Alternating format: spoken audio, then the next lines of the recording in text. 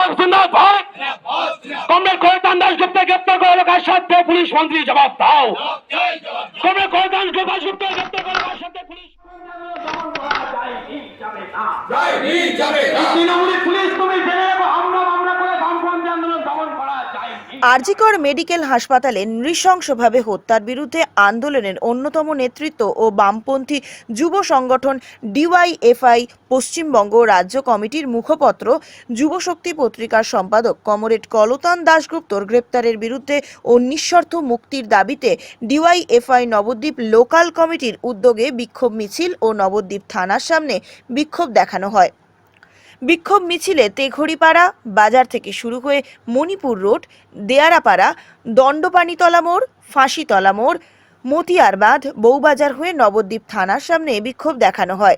নবদ্বীপ থানার সামনে সংক্ষিপ্ত বিক্ষোভ সভায় বক্তব্য রাখেন ডিওয়াইএফআই নবদ্বীপ লোকাল সম্পাদক প্রীতম মজুমদার, সভাপতি অভিজিৎ দত্ত, সুব্রত দেবনাথ, সুর্ণেন্দু সিংহ প্রমুখ।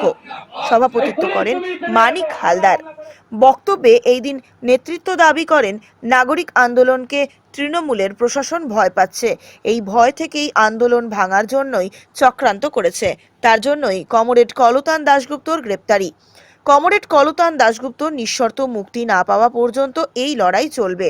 ভয় দেখিয়ে গ্রেপ্তার করে দেশ ও রাজ্য জুড়ে অন্যায়ের বিরুদ্ধে বামপন্থী ও গণ আন্দোলনকে কোনোভাবেই দমিয়ে রাখা যাবে না।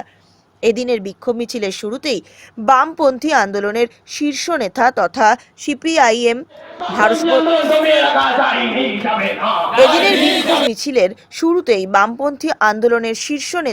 সিপিআইএম সর্বভারতীয় সাধারণ সম্পাদক কমরেড সীতারাম ইয়েচুরির প্রতি শোক জানাতে সিপিআইএম নবদ্বীপ এরিয়ার 13 নম্বর শাখার পক্ষ থেকে তেঘড়িপাড়া কমরেড দেবী বসু ভবনে তার প্রতিকৃতিতে পুষ্পার্ঘ্য অর্পণ করে শ্রদ্ধা জানানো হয়।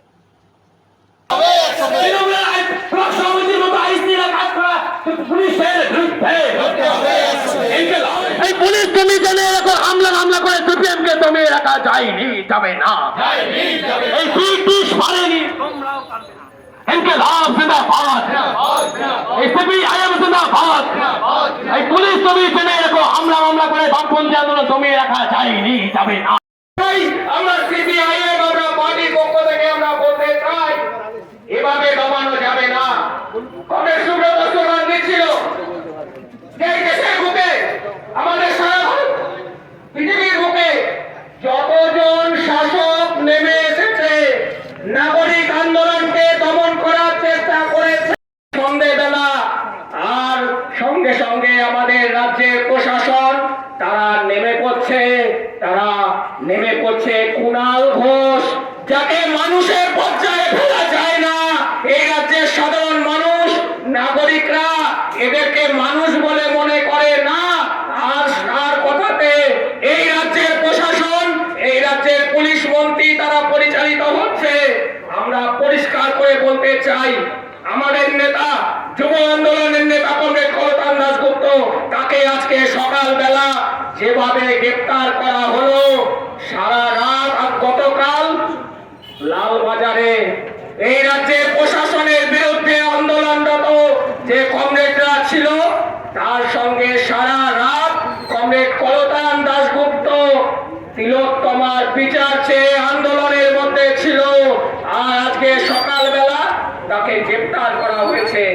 আমরা পরিষ্কারভাবে বলতে চাই আজকে এখানে যারা প্রশাসনের উপস্থিত আছেন আমাদের কণ্ঠস্বর শুনতে পাচ্ছেন, আমরা বলছি আর বেশি দিন নয়, অনেক দিন চটি চাটা হয়েছে, এইবার চটি চাটা বন্ধ করুন। আজকে ডাক্তাররা নেমেছে তাদের দাবি নিয়ে, আজকে সারা রাজ্য জুড়ে নাগরিক আন্দোলন হচ্ছে। কেন? একটা তিলোত্তমার বিচার নয়।